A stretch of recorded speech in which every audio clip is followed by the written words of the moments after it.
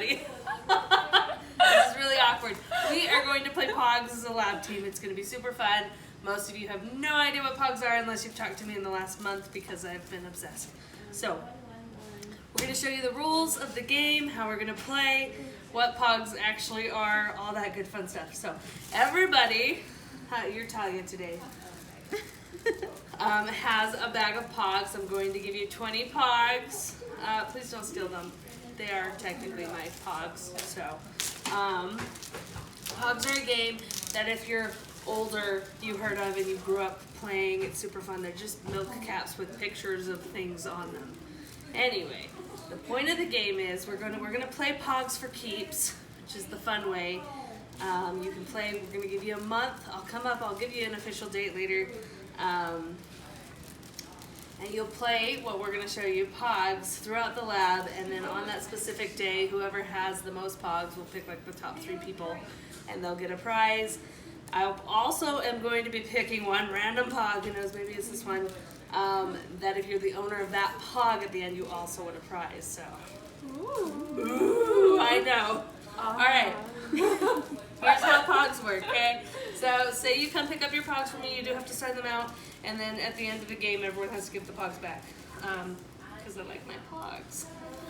I would be like, hey, Lark, wanna play Pogs? Slow, we are still working, so if you're busy, don't play Pogs, but, you know, it's slow, or if you want to have fun for a minute. Okay, I would say I want to play Pogs. I don't have to play with them all. You could lose all of your Pogs if Lauren's really good at it. And maybe I want something to play with in the future.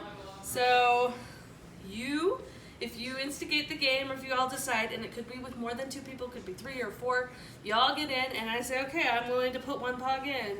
And then Lauren has to put a Pog in upside down. You just keep going. I know, this is so awkward. She's learning too, so don't judge her too much. This is my formal training. This is it. So I put a Pog in, you put a Pog in. Oh, we do one at a time? You do. Don't tell them in advance, because there's a funny rule. Because here I am, I'm putting Pogs in. Woohoo, we're going to town. Who knows how many Pogs we're going to play with? I know. What's that? It's one with a cool back, too. But I know. Fancy. And then I'm going to say, ooh, you know, I don't know if I want to put any more in. If I'm the one who stops putting Pogs in, she goes first.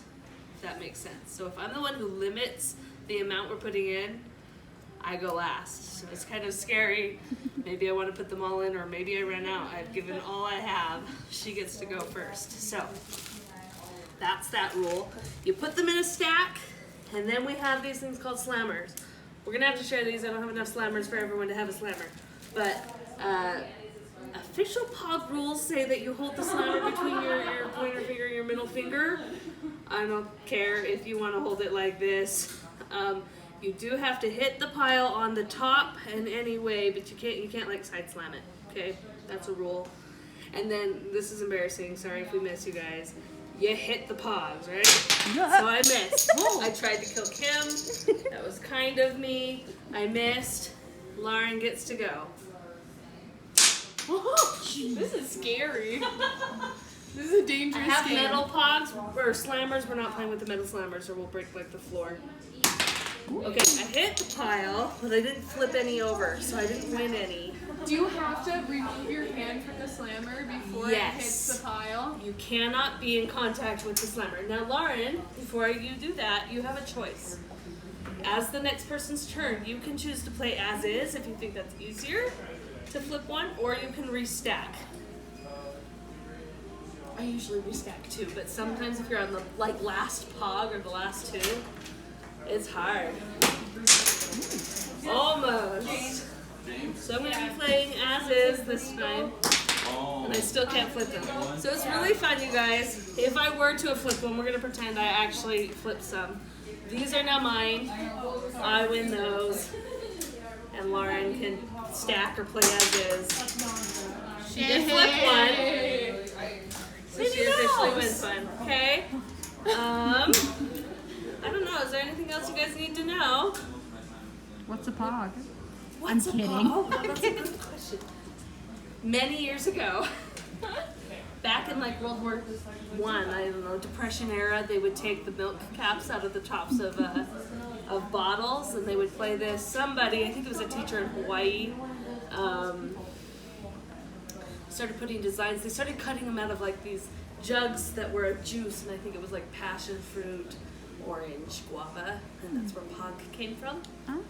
And then it blew up in like the early to mid 90s. Everyone was making their knockoff Pogs with Disney and everything. So you buy your Pogs, you play for Pogs. It was really, really intense because, you know, maybe I looked at Lauren's Pogs and I was like, oh, I really want that Pog. We should play Pogs because I want her Pog, but she liked that Pog too, so she wouldn't put it in the pile unless I put the Pog I really liked in the pile, and then you could lose both, win both. You don't know. It's fun. It's basically gambling for children. It's a lot harder than it looks. I will say that. So, that's the Pog game we're going to play. Come check out your bag from me if you want to be involved. Play Pogs for the next month when you have a moment, and then we'll see who has the most at the end. Yeah, let's do that. Okay. Perfect.